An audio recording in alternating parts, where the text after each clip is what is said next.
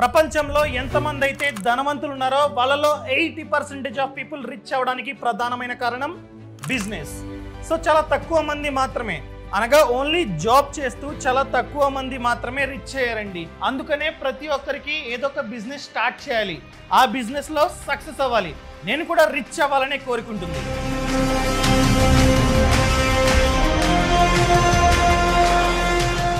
So అందుకని ఈరోజు ఈ వీడియోలో ఎలాంటి వ్యక్తులు ఎప్పటికీ అసలు బిజినెస్ లో సక్సెస్ కారో చెప్తా.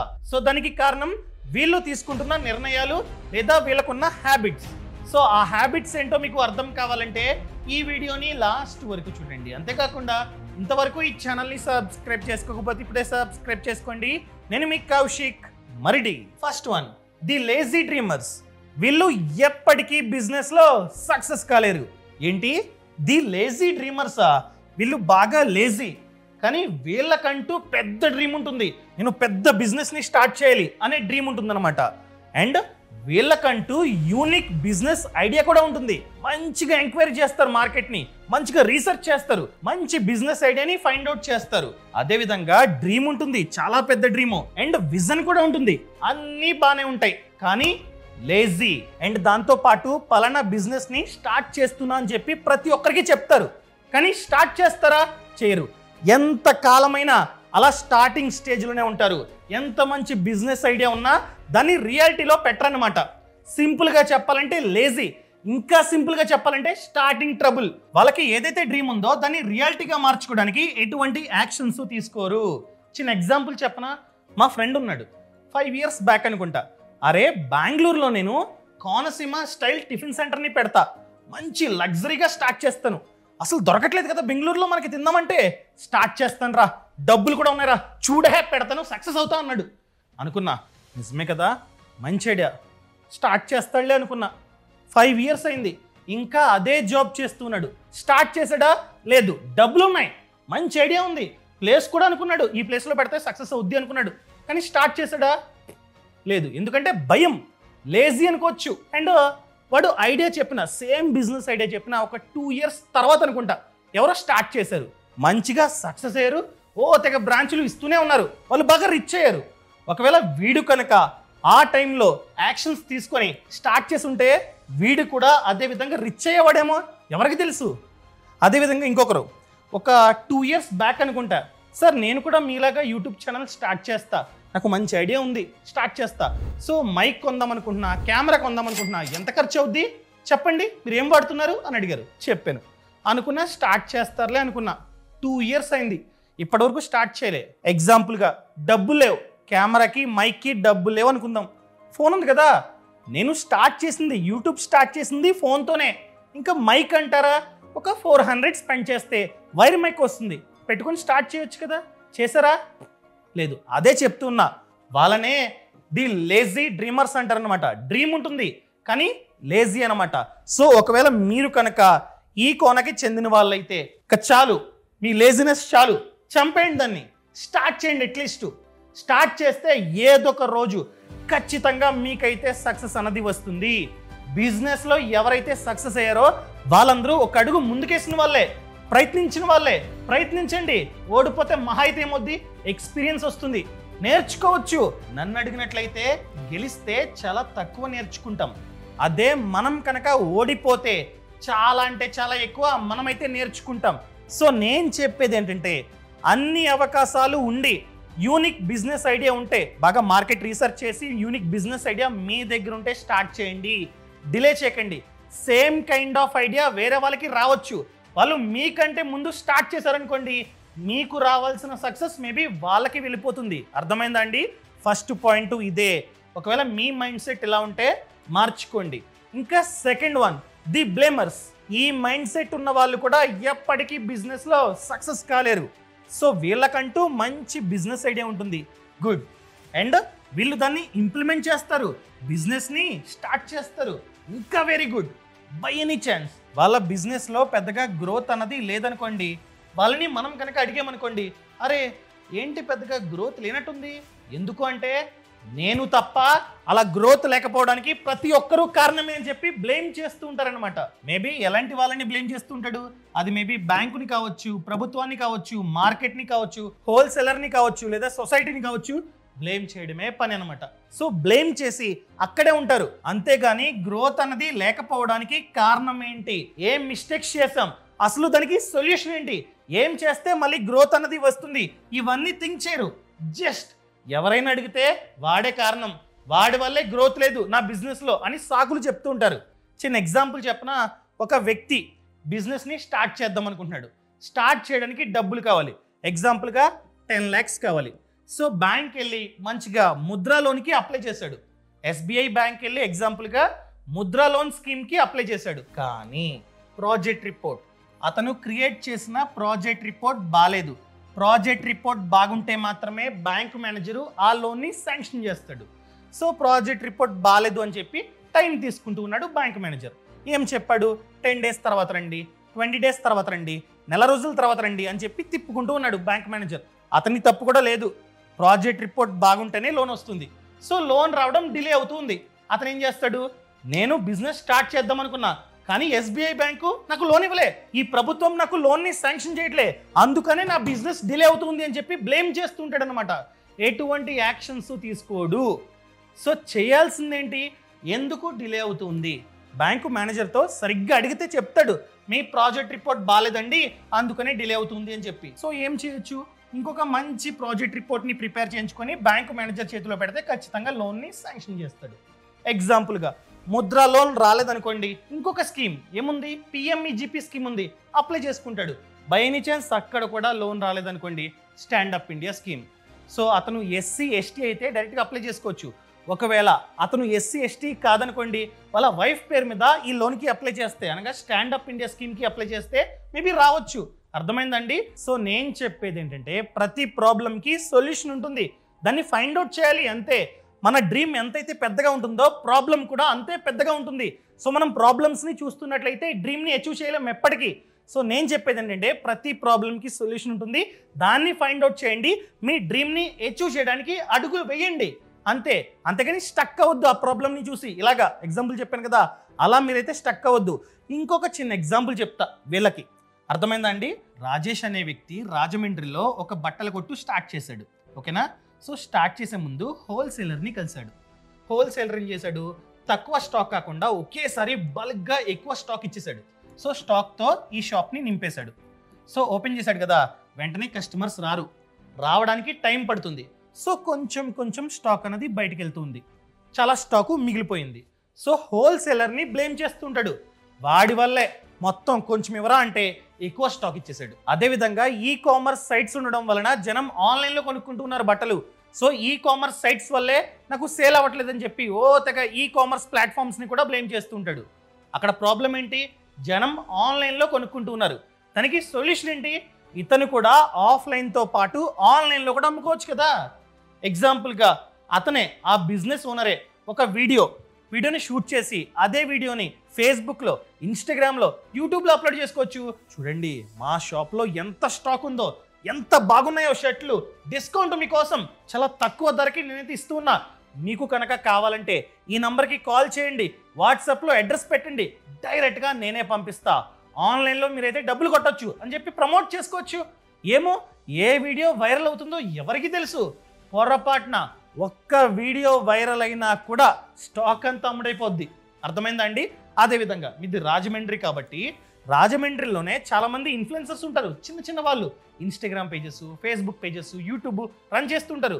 వాళ్ళకి కాల్ చేయండి, నంబర్లు ఖచ్చితంగా ప్రొవైడ్ చేస్తారు. కాల్ చేసి మా షాప్కి రండి, మీకు ఫ్రీగా షర్టు ప్యాంటు ఇస్తా, జస్ట్ ప్రమోట్ చేయి, ఇలా షర్ట్స్ బాగున్నాయి కావాలంటే ఈ నంబర్కి కాల్ చేయండి అని చెప్పి ప్రమోట్ చేయి చాలు. లేదా అడ్రస్ని స్క్రీన్ మీద పెట్టు, డైరెక్ట్గా చూసి అడ్రస్కి వచ్చి కొనుక్కుంటారు అని చెప్తే వాళ్ళు చేస్తారు. చాలామంది ఉన్నారండి, మీరు కనుక ఫ్రీగా బట్టలు ఇస్తే చేసే వాళ్ళు కూడా ఉన్నారు. అలా చేయించుకోండి. అలా చేయించుకుంటే ఆన్లైన్లోనే లేదా ప్రమోషన్ ద్వారా మీరు అమ్ముకోవచ్చు కదా బట్టలు, స్టాక్ అంతా వెళ్ళిపోద్ది. సొల్యూషన్, ఇలా సొల్యూషన్ని ఫైండ్ అవుట్ చేసుకోవాలి తప్ప బ్లేమ్ చేయకూడదు. అర్థమైందండి? బ్లేమ్ చేసే వాళ్ళు ఎప్పటికీ అక్కడే ఉంటారు. ఎవరైతే సొల్యూషన్ని ఫైండ్ అవుట్ చేస్తారో వాళ్ళే ముందుకెళ్తూ ఉంటారు. Accept the situation, change the situation. అర్థమైందా? ఇంకా నెక్స్ట్ వన్ చూసుకున్నట్లయితే ది మనీ డబులర్. సో వాళ్ళ మైండ్ సెట్ ఎలా ఉంటుందంటే, నేను కనుక బిజినెస్ని స్టార్ట్ చేస్తే వెంటనే డబ్బులు వచ్చేయాలి, వెంటనే డబుల్ ట్రిపుల్ ప్రాఫిట్లు రావాలి అనే మైండ్ సెట్తో ఉంటారనమాట. సో బిజినెస్ని స్టార్ట్ చేసిన తర్వాత కొన్ని మంత్స్ వరకు పెద్దగా డబ్బులు కనపడవు, ఖర్చులు ఎక్కువ ఉంటాయి కదా స్టార్టింగ్ స్టేజ్లో, మీకు పెద్దగా ప్రాఫిట్ అన్నది కనపడదు. ఈవెన్ బ్రేక్ ఈవెన్ అవడానికి టైం పడుతుంది, కొన్ని ఇయర్స్ టైం పడుతుంది. ఆ తర్వాత మంచిగా చేసుకుంటున్నట్లయితే లాభాలు కనిపిస్తూ ఉంటాయి. సో స్టార్ట్ చేస్తారు, బిజినెస్ డల్గా రన్ అవుద్ది, అనగా పెద్దగా లాభాలు కనపడవు, వాళ్ళ ఎక్స్పెక్టేషన్స్ చాలా ఎక్కువ ఉంటాయి బిజినెస్ స్టార్ట్ చేసే ముందు. కానీ రియాలిటీలో స్టార్ట్ చేసిన తర్వాత ఆ ఎక్స్పెక్టేషన్స్కి రీచ్ అవ్వకపోవడం వలన స్కిప్ చేస్తూ ఉంటారనమాట, అనగా గివ్ అప్ ఇచ్చేస్తూ ఉంటారు, ఆ బిజినెస్ని అమ్మేస్తారు లేదా ఉన్న బిజినెస్ని స్టాప్ చేస్తూ ఉంటారు. గుర్తుపెట్టుకోండి, బిజినెస్లో లాభాలు నష్టాలు చాలా కామన్. మంచిగా చేసుకుంటూ వెళ్తున్నట్లయితే ఎండ్ ఆఫ్ ది డే ఇలా ఉంటుంది గ్రాఫ్, పెరుగుతూ ఉంటాయి లాభాలు డే బై డే. పేషెన్స్ అన్నది చాలా ముఖ్యం. అర్థమైందా? ఫర్ ఎగ్జాంపుల్ అమెజాన్ అండి, ఎన్ని లాసెస్, ప్రతి ఇయర్ లాస్ వచ్చేది, కానీ ఇప్పుడు స్లోగా రికవర్ అయింది. ఏ బిజినెస్ అయినా అంతే, లాంగ్ టర్మ్లో సస్టైన్ అవ్వాలంటే ఒకేసారి స్టార్టింగ్లో లాభాలు రావు. వచ్చాయనుకోండి, స్టార్టింగ్లో బాగా లాభాలు వచ్చినట్లయితే మేబీ ఫ్యూచర్లో ఫెయిల్ అవ్వచ్చు ఆ బిజినెస్. అర్థమైందండి? ఈ మైండ్ సెట్ ఉన్న వాళ్ళు కూడా పెద్దగా సక్సెస్ అవ్వడం కష్టం. ఫర్ ఎగ్జాంపుల్ మీరు కనుక జాబ్ చేస్తున్నారనుకోండి, ఏదైనా కంపెనీలో జాబ్ చేస్తూ ఉన్నట్లయితే ఆ కంపెనీ మీకు హెల్త్ ఇన్సూరెన్స్ని ప్రొవైడ్ చేస్తుంది కదా.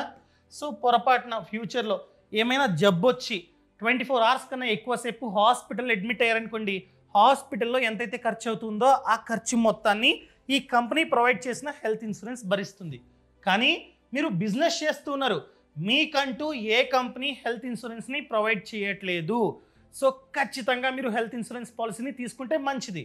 ఫర్ ఎగ్జాంపుల్ తీసుకోలే, మంచిగా వ్యాపారాన్ని రన్ చేస్తున్నారు, మంచిగా లాభాలు వస్తున్నాయి, మీరు మీ షాప్కి వెళ్తూ ఉంటే యాక్సిడెంట్ అయింది, సో కాళ్ళు చేతులు కొంచెం ఫ్రాక్చర్ అయ్యాయి, ఒక 8 lakhs బిల్ వేశారు హాస్పిటల్ వాళ్ళు. సో మీ దగ్గర హెల్త్ ఇన్సూరెన్స్ పాలసీ లేదు. ఏం జరుగుతుంది? హాస్పిటల్లో ఎంతైతే ఖర్చు అయిందో ఆ ఖర్చు అంతా మీరే భరించాలి. అదే మీరు కనుక ముందుగానే తెలివిగా ఒక హెల్త్ ఇన్సూరెన్స్ పాలసీ తీసుకున్నారనుకోండి, హాస్పిటల్లో ఎంతైతే ఖర్చు అయిందో ఆ ఖర్చు అంతా బీమా సంస్థ భరిస్తుంది, మీరు ₹1 కూడా కట్టాల్సిన అవసరం లేదు. అందుకనే బిజినెస్ చేస్తున్న ప్రతి ఒక్కరు లేదా ఎవరైతే బిజినెస్ని స్టార్ట్ చేద్దాం అనుకుంటున్నారో వాళ్ళందరూ ఖచ్చితంగా హెల్త్ ఇన్సూరెన్స్ పాలసీని తీసుకోండి. ఎలా తీసుకోవాలి? ఒక ప్లాట్ఫామ్ ఉంది, ఈ పాలసీ బజార్ వెబ్సైట్లో 25% వరకు డిస్కౌంట్ కూడా వస్తుంది. ఈ పాలసీ బజార్ ప్లాట్ఫామ్లో ఏంటంటే 51 ఇన్సూరెన్స్ కంపెనీలు లిస్ట్ అయి ఉంటాయి. సో మనం కంపేర్ చేసుకొని ఫిల్టర్ చేసుకొని మంచి కంపెనీని మనమైతే చూస్ చేసుకోవచ్చు అనమాట. ఎక్కడికి వెళ్ళాల్సిన అవసరం లేకుండానే ఆన్లైన్లో డైరెక్ట్గా మనం పాలసీని తీసుకోవచ్చు. కోటి కవరేజ్ గల పాలసీ నెలకి ₹360 నుంచి స్టార్ట్ అవుతుంది అనమాట. డెడికేటెడ్ రిలేషన్షిప్ మేనేజర్ కూడా ఉంటాడు. ఫ్యూచర్లో క్లెయిమ్కి అప్లై చేస్తే వాళ్ళు మనకి హెల్ప్ చేస్తారనమాట. సో లింకు కింద డిస్క్రిప్షన్లోని పక్కన కామెంట్స్లోని ఇచ్చా, క్లిక్ చేసి డైరెక్ట్గా మీరైతే పాలసీని తీసుకోవచ్చు. అదేవిధంగా టర్మ్ ఇన్సూరెన్స్ అంటే ఒక టర్మ్కి మన మీద మనం తీసుకునే ఇన్సూరెన్స్నే టర్మ్ ఇన్సూరెన్స్ అంటాం.